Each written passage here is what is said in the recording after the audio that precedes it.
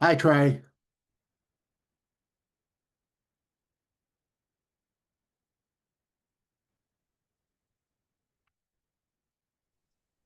Sorry.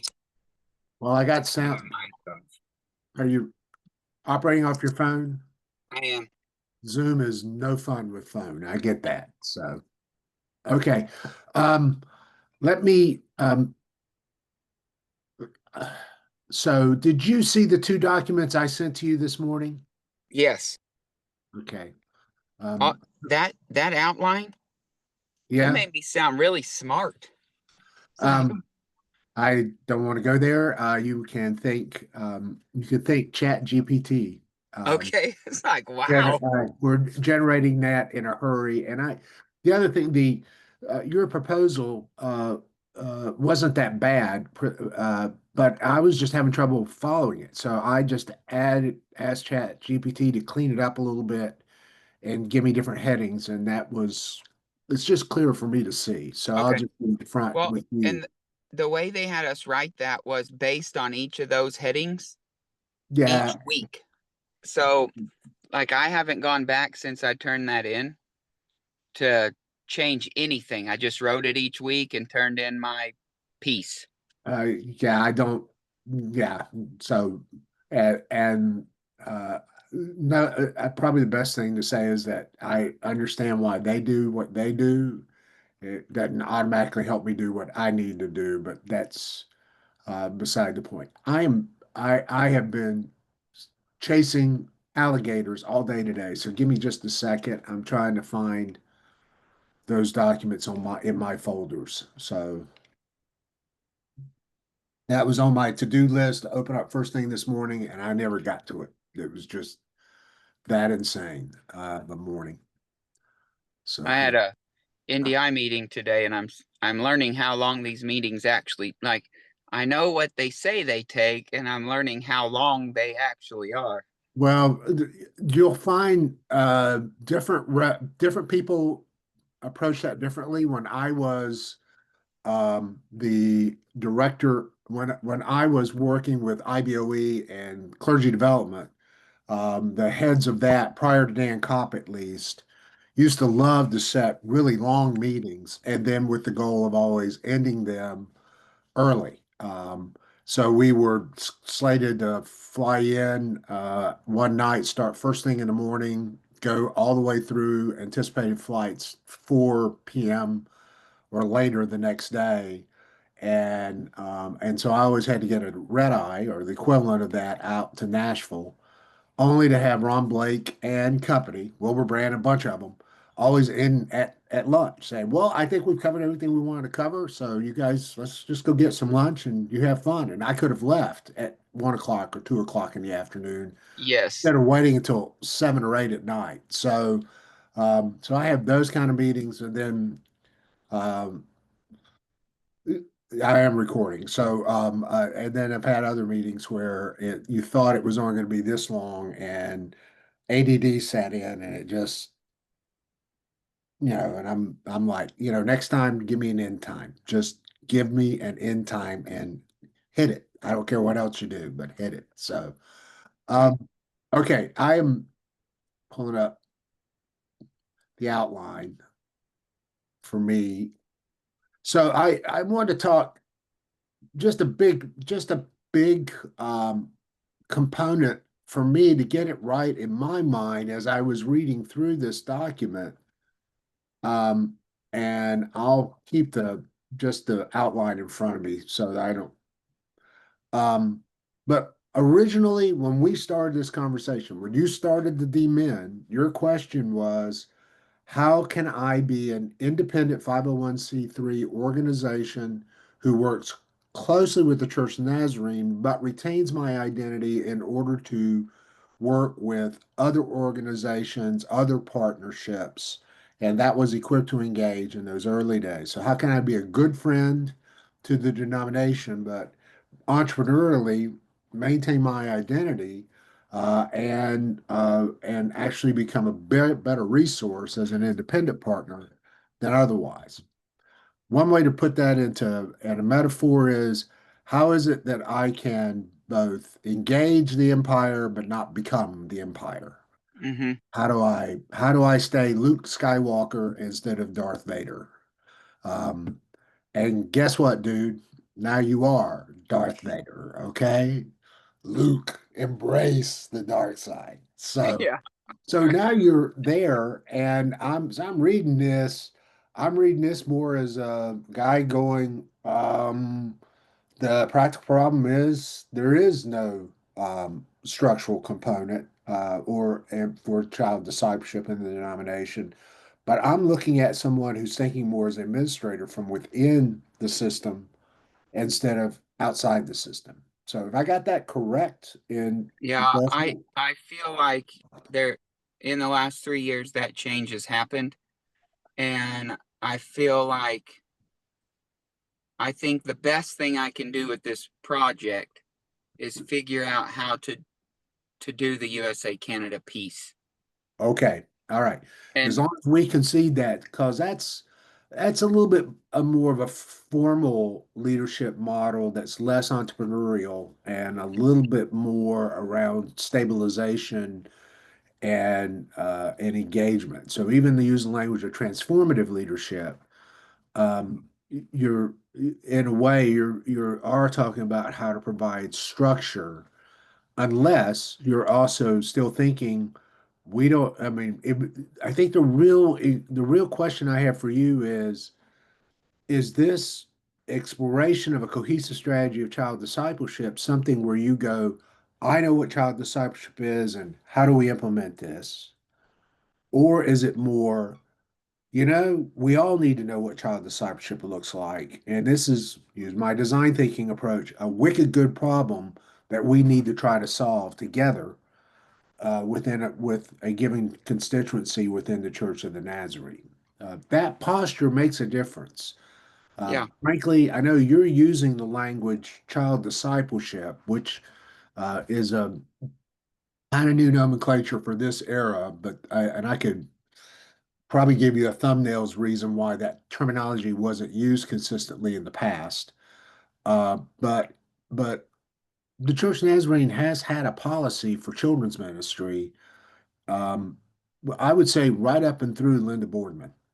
yeah, So, and it was a pretty closed loop with Beulah and the usual suspects, and um, to the point that when I revised the children's ministry leadership module for clergy development, for that specialization, the first version that Bryce Fox did was awful and was a little bit more sort of fundamentalist.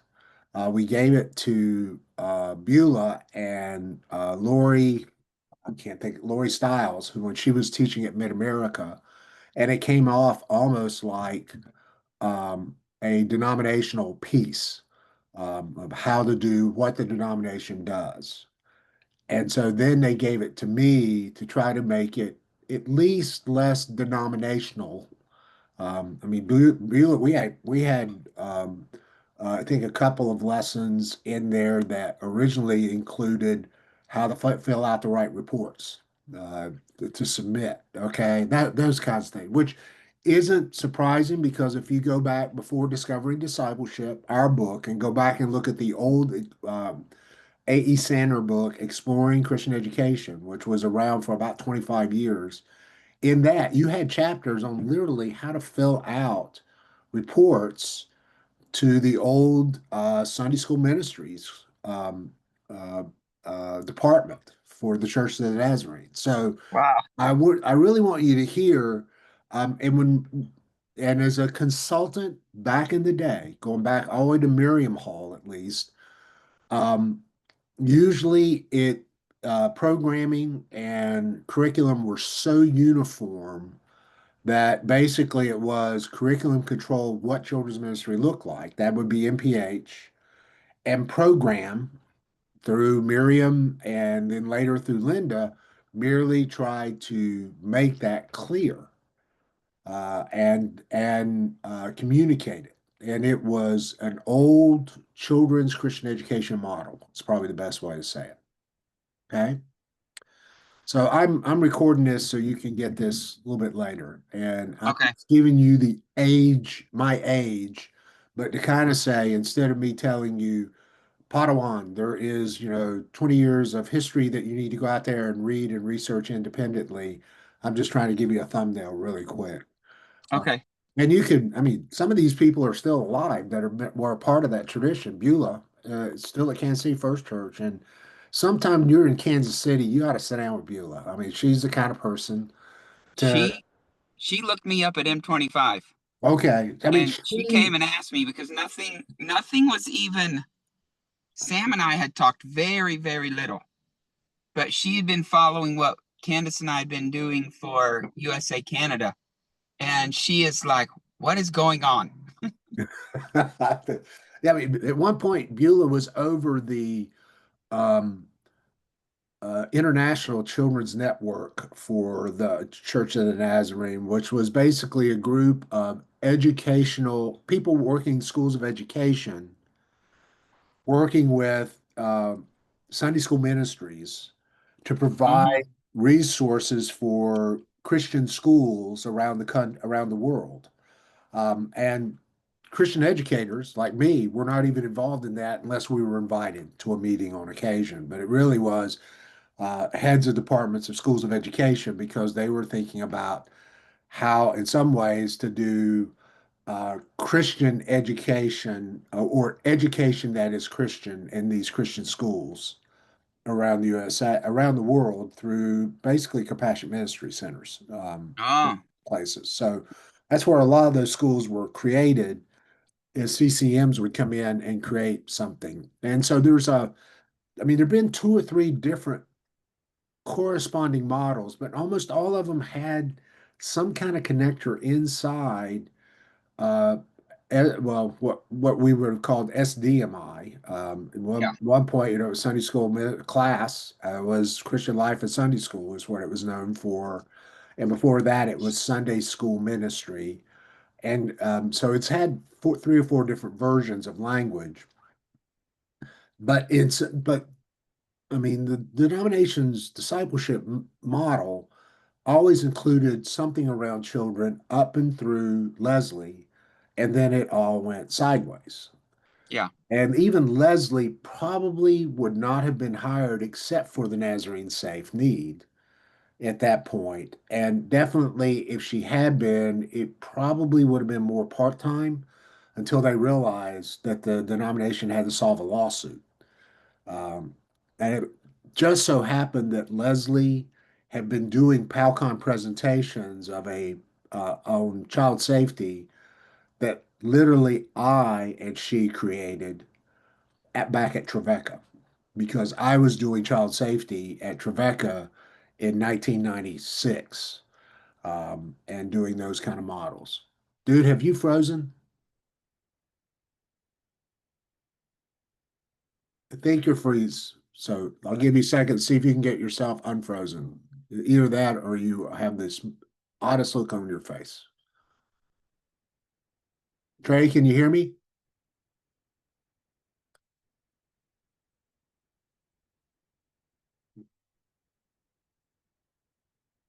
Shut off. It's okay. I do that to people so on Zoom. So let's just name it for what it is. So I can't remember exactly where you died. You probably wish you had died and gone to heaven sooner. But No, uh, you were Leslie, talking about Leslie. Yes. okay. So in some ways, and maybe the best way to say it is, I'm giving you the Dean Blevins oral history that I know is incomplete, but I do know that the very PowerPoint presentation Leslie did, I helped to conceive and create because we were doing child safety seminars at Trevecca Nazarene University. I think almost back to when it was Trevecca Nazarene College.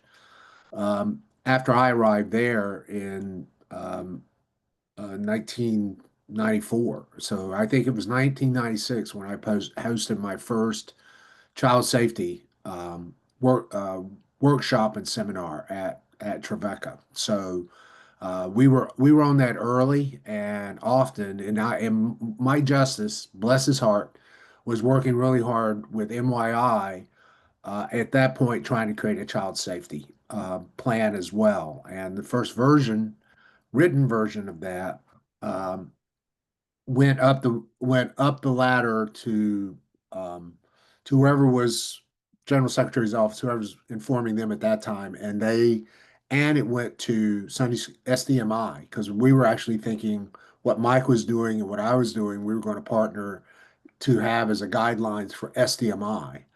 And the answer and the comment came back, don't. And and then Bethany First Church came along and we inherited a much bigger problem.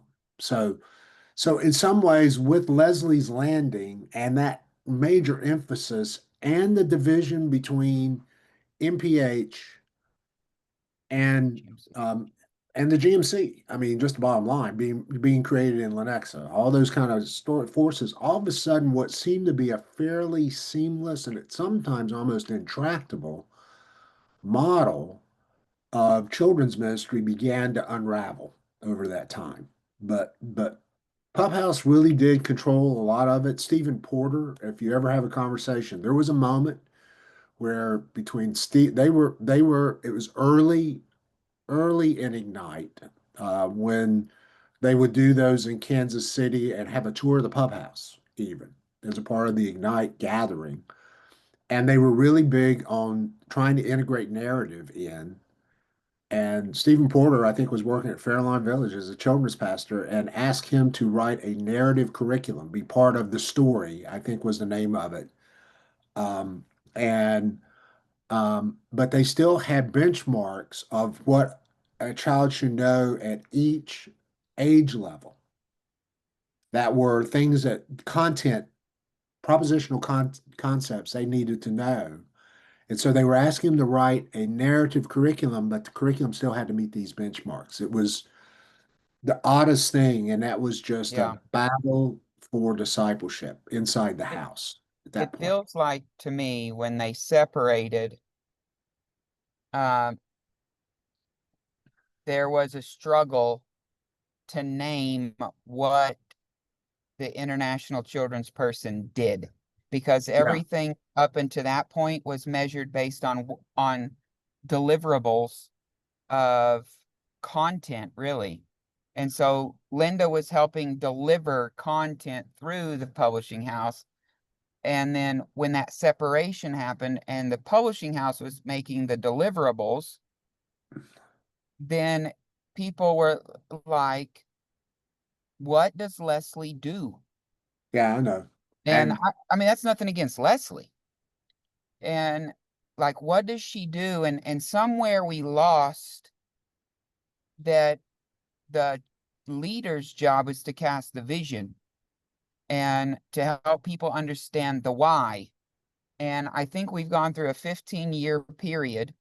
It's been 15 years since Leslie was let go as international. Now she came back for 5 years for USA Canada, but um, we've gone through a 15-year period where nobody has been saying why. Why does ministry to children, ministry with children, discipleship of children, whatever, however we want to call it, nobody has been saying this is why we do this. And so I think once we lost the why, we lost this, everything went. And so yeah, now we have a huge disconnect between what the foundry produces and what's needed in the local church. Like there, it's not lining up with what the local church needs. And even some of their new projects, like their catechism, it's called a Wesleyan catechism. Well, that doesn't roll real. I mean, like some people are hearing that. Why don't we have a Nazarene cat? Like, there's a difference between who we are as Wesleyans, which is big picture who we are, and then these things who we are as Nazarenes. And yeah, so I think when we lost that overarching vision caster, all of the other stuff has started to fall, and now we have this void and people are excited about what Candace and I are doing, and we haven't even done anything. Like, like we've been in this position for a month, and we haven't produced anything. Well, and that becomes a question for you to I you're locking up again. was So gonna let me say, oh, no, oh, okay, you're can you back. hear me? Yeah, I think it's just Okay, it's rolling bandwidth for you, I think, more than anything else. So um I think one of my questions to you, and I'm just going, I mean, even as you write this project, I mean, so there could be yeah, one, two very simple ways to say it. One would be at NTS, it would be a different project. It would be you as a curriculum content producer, building a model of child discipleship that you then would communicate to others. Okay. But as a leadership strategy, one of the biggest question is, do you want this to be that kind of a thing where it becomes a more of, and hear my language, more of we've built it, now we're distributing it, top down? Or do you want to think about a leadership model that has at least an opportunity to invite people to that table in a co-creation before it's over with? I mean, do you have to have for the DMin, do you have to have your version of what child discipleship is and your structure of how you will disseminate it? Or do you want to write a DMin grant, DMin project that is a strategy for the co-creation of that child discipleship with stakeholders involved in that, so that you may not even have it at the end, but you would have a format plan and deliverables for what do you want to see that to look like. It mainly that, because I I'm about to say something as a friend. So once you become part of the Church of the Nazarene, as you are now, people first start talking to you, then they will start talking about you. yeah, So truthfully, the very thing you've said about people who don't communicate, the Foundry not communicate, I mean those kinds of things. I could insert Miriam Hall. I could insert Mark York when he was working at the Foundry and over children's ministry at the time. I could insert basically Linda Boardman, and I could insert Beulah Postlewaite when she and I just can't think of the other young lady's name who used to be there, who's passed away since then. oh, Melissa Hammer, Melissa, and and understand it's easy to fall into those categories that way. yeah, But if you want to do it differently, I mean, it's both. And we use a word that may sound odd. It may be a little bit inebriating to know what you and Candace are producing is so wonderful. But then it can end up being isolationist before it's all said and done, unless you've got the right kind of listening post. Right now, you get it automatically because everything you guys do, you really are implementing at local churches through Spark. yeah, And I mean, you've been where you couldn't do anything and it not be well received because it was money attached to your livelihood on a regular basis. And I have a hunch that when you guys came out of Sparks and when you met with Beth, it's like, okay, what do we need to improve? How do we need to make this go better? But now, as a denominational exec, I hate to say it that way, you could create things, but not have that kind of um, response, kind of closed loop, feedback loop, or the feedback loop's just going to take a long time. I mean, if you're trying to think of something that's going to make a difference in Africa, um, just thinking about the systems you'd have to have in place to get feedback from African churches if you want to go global. I would encourage you to say, global is a little too big, but I am overseeing USA Canada. There are structures that have been in the past that could be refreshed and adjusted, and it's more manageable for the D men. yeah. That's what Dr. Perry, Aaron Perry, has encouraged me to stay USA Canada. Okay. And I think your question of do we want to come in and say, this is what child discipleship is? Now everybody line up, or co-create? Um, we, our goal is to co-create. And so on the USA Canada field, on the USA Canada region, since we are in charge of that, what I would like to do is co-create whatever it is. And like you said, we may not know this at the end, but that we somehow create a team of people using the fields to come up with whatever it is that we feel like we need. Then when it is applied globally, um, our goal globally is I'm right now, Candace and I with Sam are working on a profile for a child discipleship advocate on every region.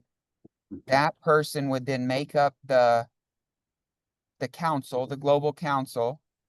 And right now, the global leader would happen to be USA Canada because it's us. But it wouldn't always have to be. It could be Right. someone else. And then what my hope is, and yesterday I met with the global um what are they called? The global NDI people. Directors. Yeah, global I mean directors. the regional director. Coordinators. Yeah, Coordinators. coordinators. Regional coordinators. And one of their concern, two of them specifically said essentially this, but not these words. They said it nicer. Um, we don't want USA people creating something and telling us how to do it. Right. That this is what we want, that we have to do. And I received that because when I first started talking with Sam, I said, Sam, I don't know how to do children's ministry in Africa. Like, I don't know the first thing to do. I don't know the context. I said, and I actually said, I don't know if we need a specific global leader. We need regional leaders. I think you do need a global leader who is the rallier, who brings people together. Now that, like, I've walked through this for a few years, a year or so, I think you need that global leader. But I think the regional leader is actually more important when it comes to the implementation. And so what I would love for my project to do is kind of demonstrate that on the USA Canada field, so that when we start not duplicating, when we start creating maybe on each field, each region, we go, okay, this is the model that worked for USA Canada. This is how they did it. Now, what do we like, or what do we think that won't work for us?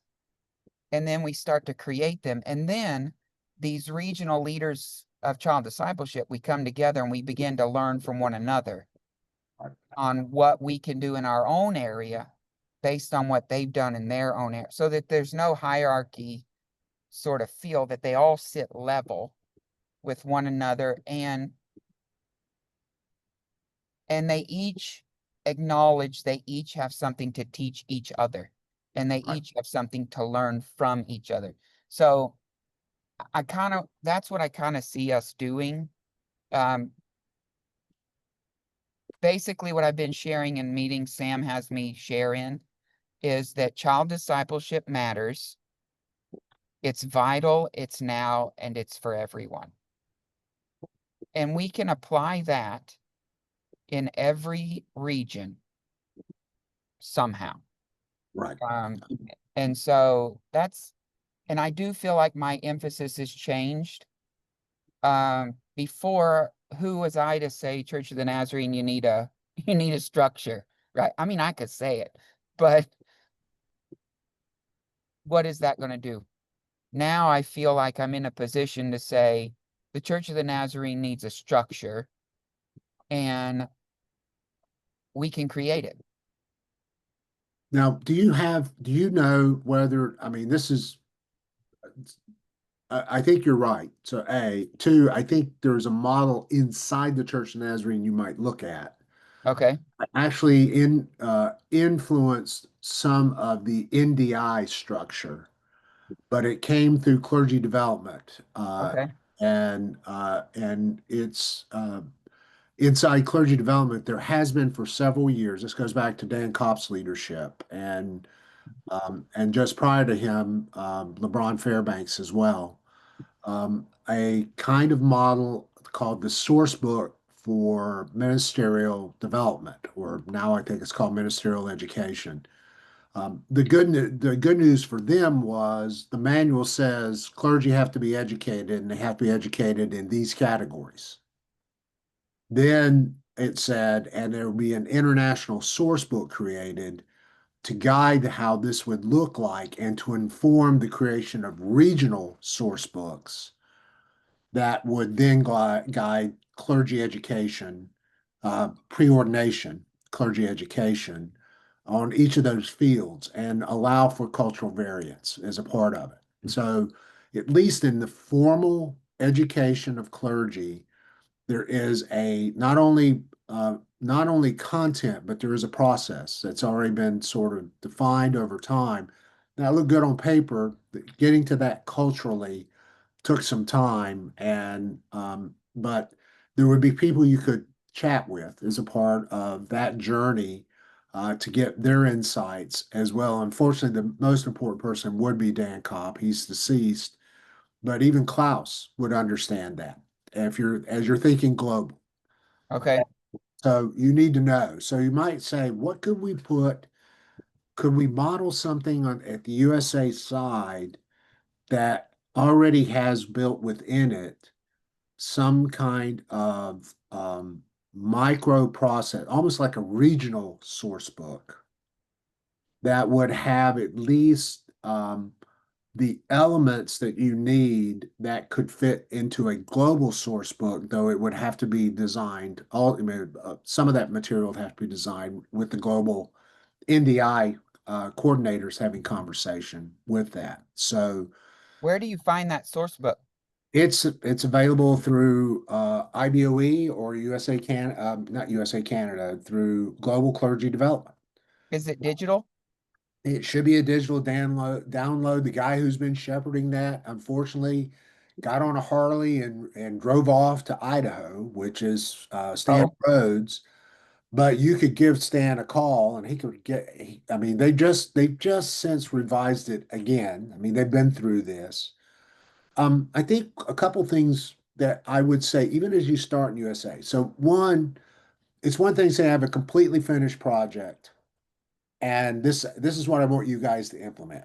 To which most children's pastors would say, "Yeah, how's that working for you?" Right? yeah, We've been here before. yeah. The other thing is to get a bunch of people in the room and say, "What do you think?" And then all of a sudden, it's herding cats. I mean, that's a different leadership model, brainstorming, that kind of thing. Um, but that doesn't work well when you have everything from 16 different people who have strong personalities who all think they've already solved this. Not that you haven't seen that in certain organizations already, right? I have never participated You in an know, so organization like that. where you find yourself in a tournament and you're the referee instead of the leader Yes. over a group. So I think there would be a way to which you could start with a set of talking points would be the most modest way, or set of guidelines that you yourself think are important, but then allow the creativity to work. Now, this is design thinking language. So what you would be doing is setting certain constraints. We want to talk about child discipleship. We don't want to talk about just, Bible instruction only.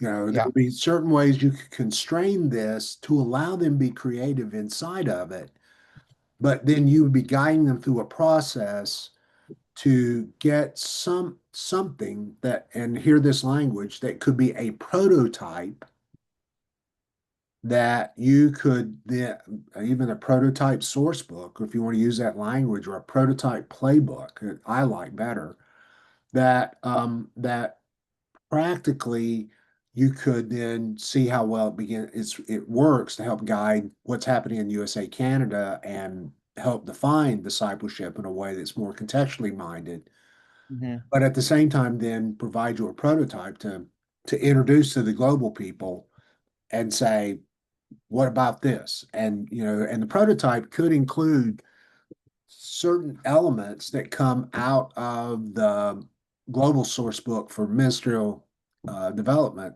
I want to be careful. I mean, I don't want you to parrot that book, but you could see what are the categories you're worried about, what should be the categories you should be worried about. What are the things that you want buy-in for? What are the things that, needs cultural expression? And that way you would be thinking about coming in with something to offer that could be an artifact for the dissertation, but something that actually you could play with and inviting people in to co-create what that structure looks like. But they're co-creating through either most generally just constraints alone. More specifically, it might be a working kind of document that you could say, hey, this is a prototype. We're going to kick it around, play with it. We're going to hang on to these categories, but nothing else. But it's somewhere in between merely having them build the whole prototype alone, or whether they're adapting and adopting something you're offering them. But you still go ahead and tell them these are the color in the lines that design thinking always goes by. Yeah. And you're the ultimate designer in that, or you are inviting them into a co-creation of the. So you might have the initial layout of the constraints and some of the initial talking points, and then host a meeting with stakeholders, and what comes out of that is the artifact for the dissertation. Or you can create something on your own that then you're going to apply, and you may apply it once and then use the results coming out of that completes the dissertation. Does that make sense? Okay. Yep. Yep. So I'm really thinking about what the end in mind looks like for you. Then we can build the chapters out from there. But it would be more what you can accomplish and when you can convene people, yes, on Zoom, but eventually something like this may need to get several people together at a logical place where everybody can get in, and Stan Reeder doesn't mind paying to get these people together in this location. Yeah. But it's going to be a little while before General Assembly is the next big gathering, and the next M conference that follows that. But I'm thinking approximately in between those two are a couple of PalCons next year. Um, and you might be able to do pre-sessions in there, or whether Stan wants to bring people together would fund. I mean, this is a question you're thinking about. When would Stan fund to get the right people in the room to have this conversation with you? Okay. That makes sense? Yeah. Yeah, that's good. Um, so I feel like my end goal is to co-create something. That's what I feel like that's already where I'm headed. And I think it's where I naturally lead well, is to co-do things. Um, and so my next step, is it to write chapter 1? Yeah, I think if you know what your intervention might look like, let's just Okay. say it that way. Okay. Again, the thing I've been after you to ask Patrick or somebody there, is whether you have to construct um, something that you have to test, an intervention that includes its ability to be tested and proved verifiable through the testing phase, Mhm. or whether you can create an artifact and through the quality of the artifact be judged at least capable of being utilized. Okay. So I'll that.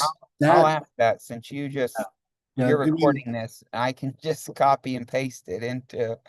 okay. And I think knowing that would then know how long is this going to take?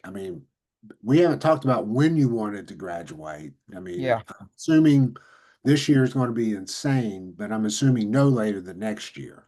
right.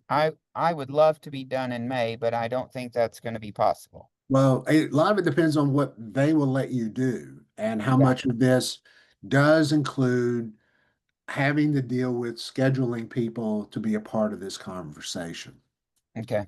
Um, and it's one thing to schedule people to inform you as you're creating a prototype. So talking to Stan Rhodes, talking to the people you feel like you need to talk to as you build out. It's another thing to convene them and figure out some kind of mechanism to assess their input and then show how that's, you know, either major work for the sake of the dissertation worthwhile and Okay. therefore judge passable. I'm just going to use that kind of language for a minute. Or even whether you have to have that, or whether it's just you have this plan and this is what you've proposed to implement, and they go, no, we don't need a use of results that requires human subjects to justify its efficacy or not. So that'd be sort of the technical language. But that's when you get into the, IRBs and pre-test, post-test, showing your methodology. And you might, I don't know how Patrick feels about this. I just don't know the faculty there. They're going to adjudicate what you put up.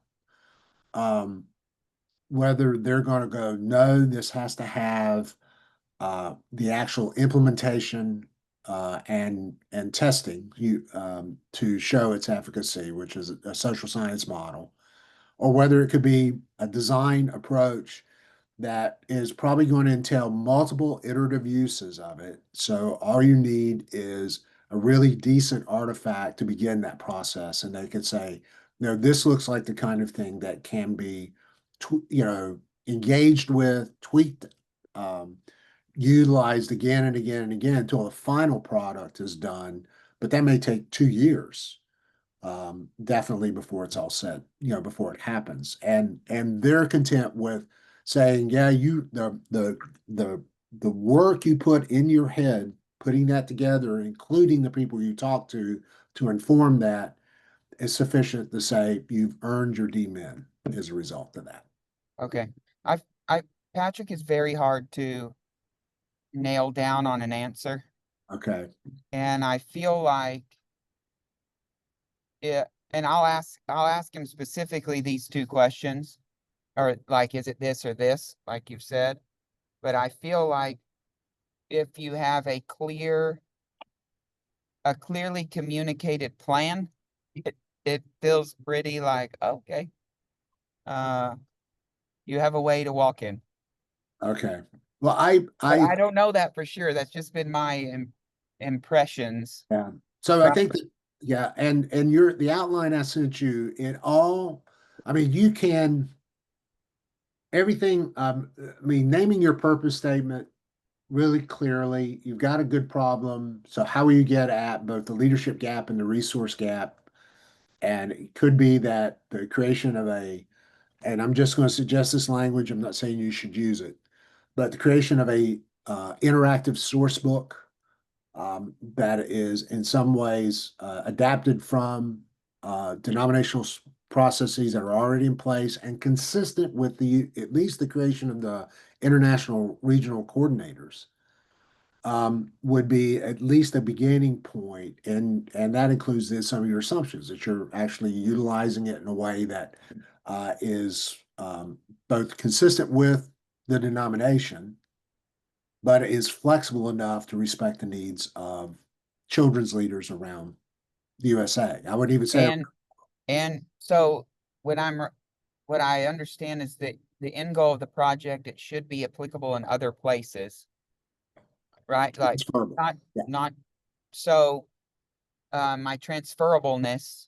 could be to the other world regions, not necessarily other denominations, but it could be other denominations. Yeah, I mean, it could well be. Okay. I mean, and you may find, I mean, there have been times, so this is where other denominations have been jealous of the intentional structure that the Church Nazarene has around Yes. clergy and higher education, those two areas. We're definitely better than the Baptists when it comes to clergy education. Um, Well, it depends on the district, Yeah. but Some of nonetheless, our clergy educators are Baptist and they they are don't. Baptist, I know. But at least on paper, we look like we know what we're doing. Yes. And we've had a much better, I know, because of some things when I was regional education coordinator, some of the things I was trying to do with some of our denominations, Wesleyan denominations, they didn't even have they didn't even have the kind of data that we have. They had Yeah, no idea. everywhere I run into denominational leaders, what we have far surpasses what they have. Not, I mean, structurally, and then when they find out we don't have a leader for children, They die, they fall over. they're I like, know. what? How do Yeah. you have all of this and you're missing this whole level?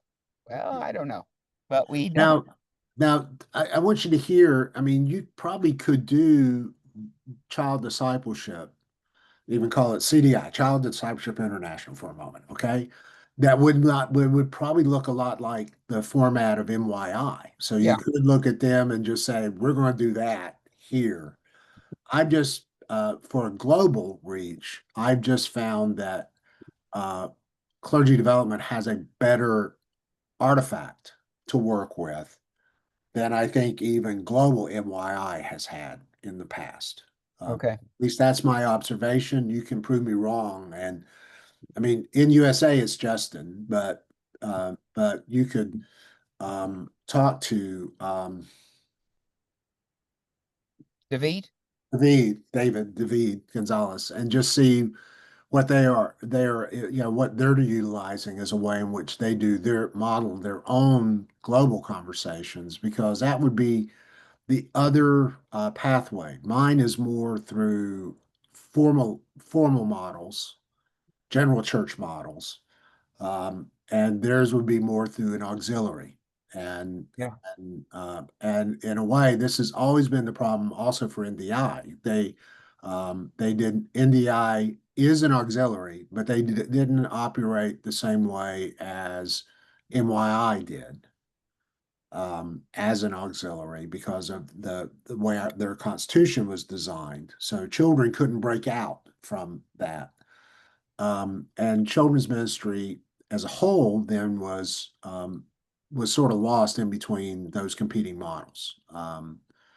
And I think when NDI changed their constitution last time, they were really moving a little bit more, at least in structure, closer to what clergy development does, as opposed to what MYI does. I could be wrong there. You could look. I mean, Okay. that would be some spade work you could do pretty quickly to verify at least what did NDI listen to. And Larry is a great informant for that, Larry Morris. Yeah. And without, I mean, you could contact Scott, but I'm thinking about the people who probably had to work harder on the ground to make that happen.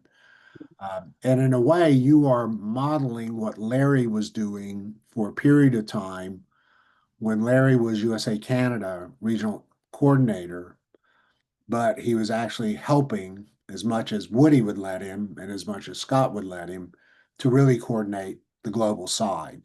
Hmm. He just, I mean, Larry's disposition was never to be the front person in that. Right. I mean, he could give a rip from that. Yeah. But for you, it might be more, you know, thinking about how this, and I'm going to continue to call it a prototype, not a fixed piece. And that's where it might be a regional playbook instead of a regional source book to start with. How you want that to begin to model.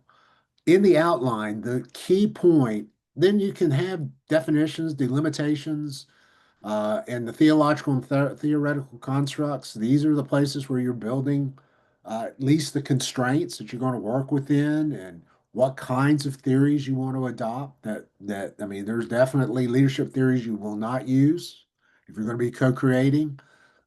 There is actually models of childhood that you will want to think about as a result of that. That you want to say, and this is at least what we want to respect in children. And you could borrow from what the manual says, but you can also borrow from certain models of children's formation so that you have a working document on what child discipleship looks like, a kind of white paper kind of thing that comes out of your theological and theoretical constructs. That's where your white paper piece would be as a chapter. Okay. But So, then, oh, sorry, go ahead. but then when you got the methodology, that's the one where at least the project intervention and the participant description and selection, I think you could do pretty well. Um, that's that data collection and data analysis. And Uh-huh. what do they want? What would they typically expect there? In a design model, the feedback could still be there. I mean, including at the end of a design thinking and the way in which the prototype takes shape. But that's different from, and I taught child discipleship to 35 leaders in the Church of the Nazarene, and they did a pre-test and a post-test, and this is what they think of this model going forward. Does that make sense? Yeah. And if you want to be creative, that's going to be the place where you got to at least now get. I mean, I know I'm the primary reader, so I know you've got me to count on. It's just who inside IWU that reviews this material, checks on that chapter 4, and approves the methodology. And frankly, Patrick's never told me anything, so I don't know. He's the second reader. Okay, so you got to figure out what Patrick would sign off on Okay. methodology. So for chapter 1, at first I thought that the prospectus was chapter 1, but now I don't think that. No, And I what do I include in chapter 1? so I need to see. I'm going to be upfront with you. This is Okay. where writing dissertations are really funky. Have you read many? Have they given you like 3 really good DMin dissertations that have been done at IWU for you to read? We read, I think we've read 3, and one of them, the first one we read was a bad one, but we didn't know it was a bad one until we got to the end, and then Patrick was like, he's like, this is not good. And Okay. and I thought, why did I read a bad one? Like this dude got a demon, but it wasn't from IWU, it was from somewhere else.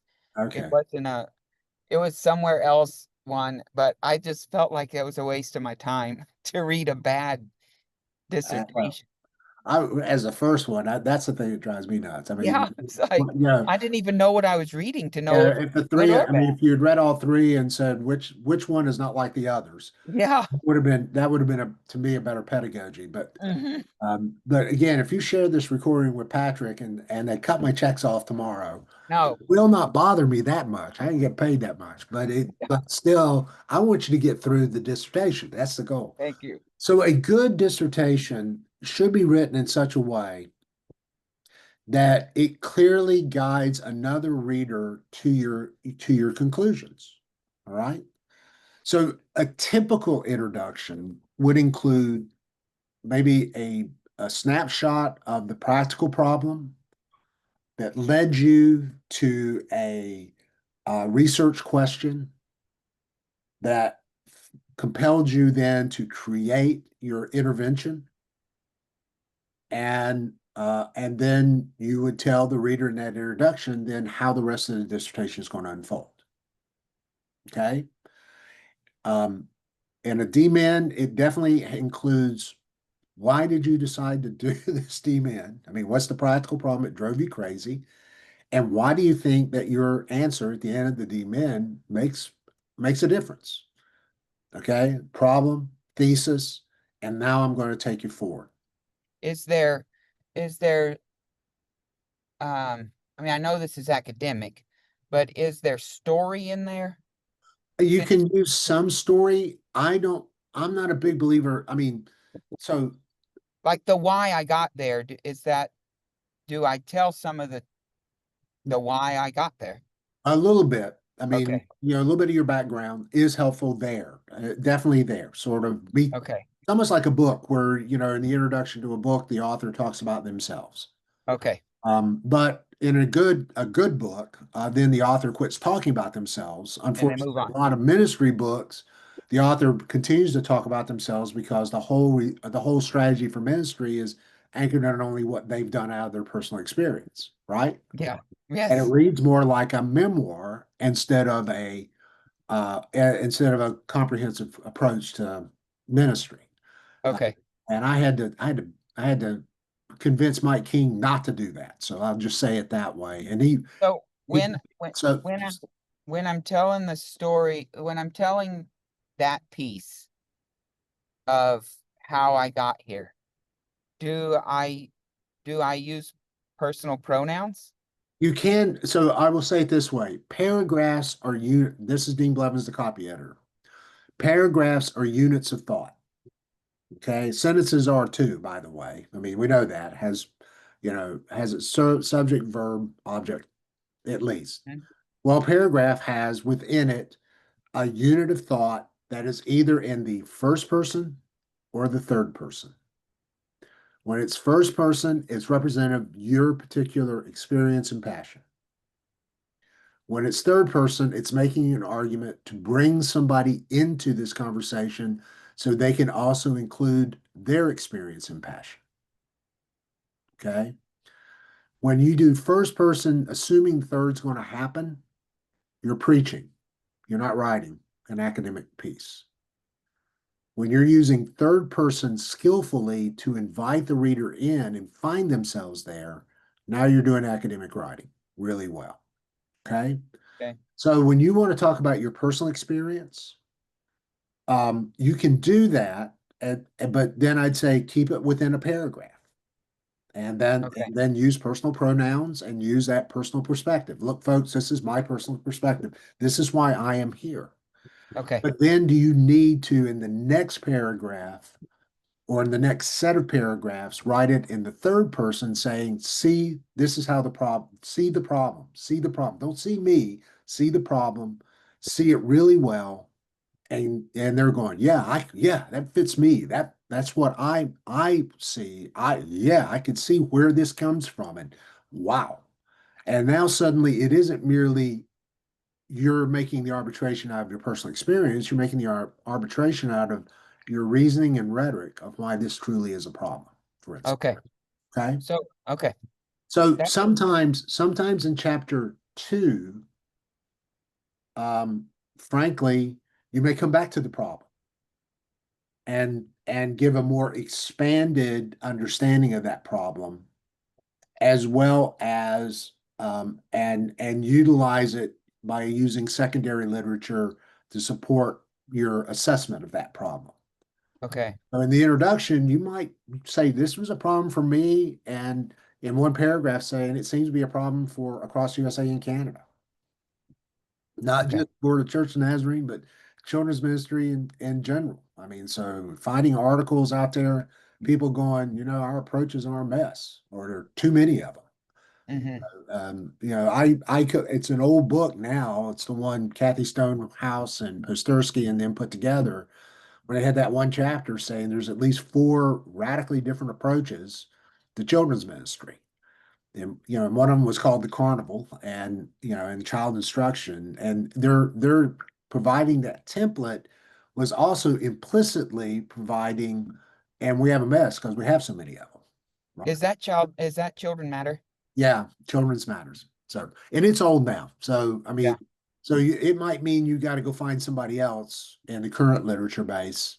The bad news is when we quit teaching children's ministry, I quit reading because I had to remake myself into a couple of other disciplines and fields. And so some of my citations to you are going to be dated. Uh-huh. But I think people like everybody from Ivy Beckwith and Dave Sinnis on the mainline side Yeah. to Meredith Miller on and some of the Beth you know Beth is a fan of Dave Sinnis. yeah I'm you may or may not like Dave. I want you to meet Dave at some point. Truthfully, I think that's why I'm trying to get you connected with Mike King and this youth theology movement. Because it will be all things Luther Seminary and sort of reformed in orientation. I know who his team is, though Mike himself is Wesleyan. Uh-huh. That means you're going to get from them even if you get to go to a couple of meetings, a really good, solid critique of the absence of a uniform approach to uniform theological approach to children's ministry and children's discipleship. They're good Lutherans. They're going to name that sin right up front, and you may get gifted with some of the stuff they're doing even as you're writing this year. So that's one of my hopes. Yeah. They're not necessarily Methodist in thinking about, or Wesleyans or Nazarenes and thinking about the transformation that can occur. But boy, they can name that sin and the incompleteness of what goes really super well. So hear me, they may help you. But chapter one should be no more than what brought you into this. So it can include some of the personal. Couldn't you at least point to, well, this is not just my problem. This seems to be a bigger problem than me. And when I realized that, now we're in third person and realizing that these seem to be, here's the underlying concerns, or we would call them research questions, but concerns to which, as you will see by the end of my dissertation, my response is this. And Okay. that introduction then includes how all the other chapters unfold. So you can write an introductory chapter now, you're going to revise it because your introduction is actually the last thing normally you would write. It's just that dissertations start you there because they want you to name the practical problem and the underlying research problems and get those out in front of you before you Yeah. ever start thinking about um, the response and the methodology. Well, and you typically write the introduction last. My brain always thinks introduction first, write my thing, go back and redo it. And then you go back in and go, oh, this boy, this oops, wow. Yeah. Yeah, excuse me, Yeah. So I Like, will hey, say the minute, that's yeah, more so work, but my if you're brain, scheduling, so if you're yeah. scheduling out your chapters, I mean, if you know when you want to, when you want to defend, I need that date, you can then plug in Patrick's Excel file, send me the dates for those chapters, we'll negotiate them a little bit. Okay. But I think for now, if you know what the problem is, then we're down into the research problems, which starts chapter two, and chapter two can include both that and I don't know how they do. I don't know what each of their chapters are supposed to do, but Their traditionally, their chapter two is review literature, it's biblical, it's a biblical understanding, historical understanding, and a theoretical. understanding. Yeah, and so it's supposed to be around 60 pages. Okay. And that just means that they've already figured that you've solved all your questions around why is the problem in the introduction. Hmm. And this is your biblical response, historical response, and theoretical response to that. That's what I understand. And then the third chapter is methodology, and it's about 10 pages.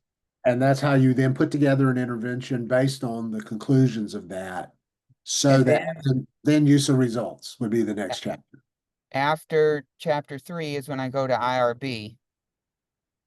And then I have the results in chapter 4.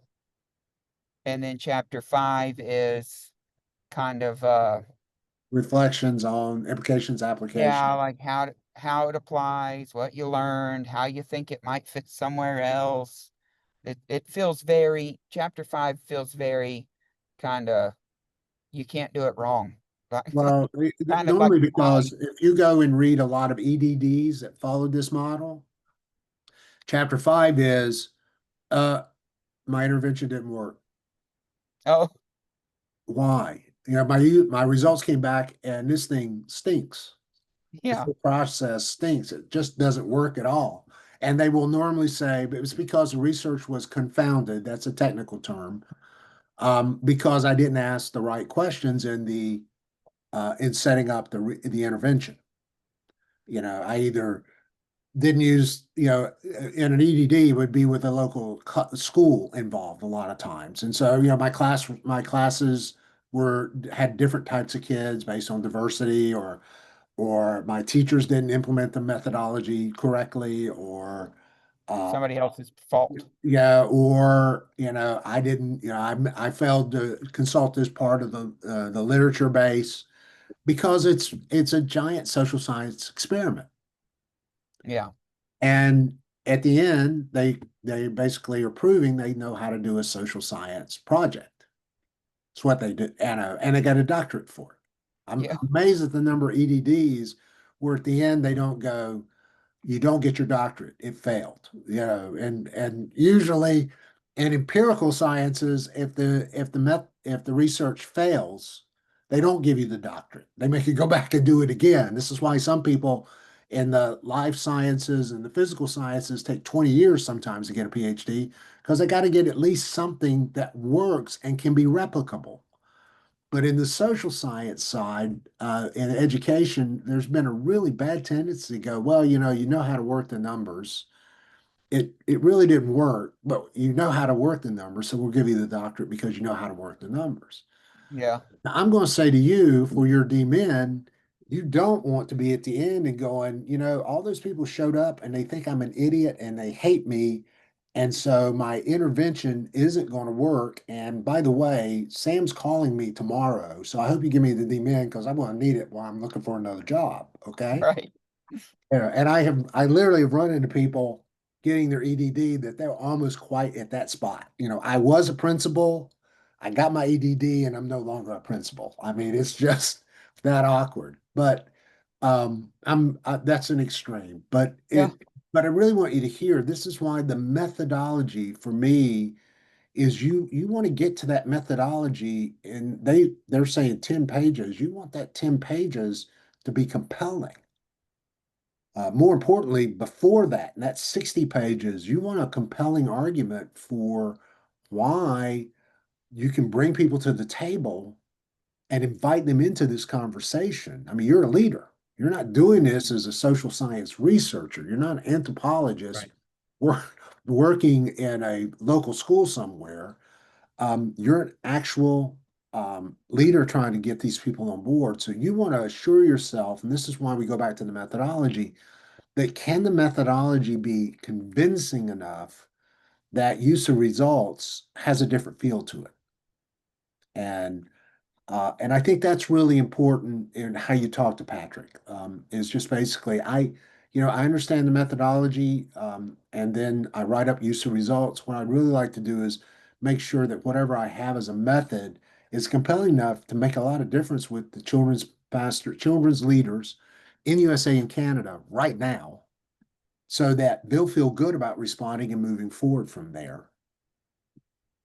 And I know that as I'm finishing this dissertation, I got something in hand that, that actually can be transported, something that Yeah. Jessica Springer might really like to utilize with Evangelical Covenant Church at some point, albeit adapted for her, but something that somebody else who's a leader right alongside you could use. So I'm sure they want more careful thought than the way I've described it, but I still want you to hear that though they're talking about condensation of work into 10 pages, you want to make sure that your structure of whatever you're going to design to co-create with is compelling enough to get investment. I mean, one of the diagnostics would be how invested were they? Did they come in and feel like you were just selling them something? Or did they come in and through this design, they really felt like they were contributing to that? And they were actually being able to use it in such a way they themselves could see it as being able to implement it in their church. Dude, you do that every time you get small church leadership together at a Unite. Your whole goal is listening, keep offering them ideas. Often, sometimes they themselves are contributing to, Yeah. but then they get excited because they feel like it's transportable right back to their local church. Right. In some ways, you're intuiting what you're doing through Ignite.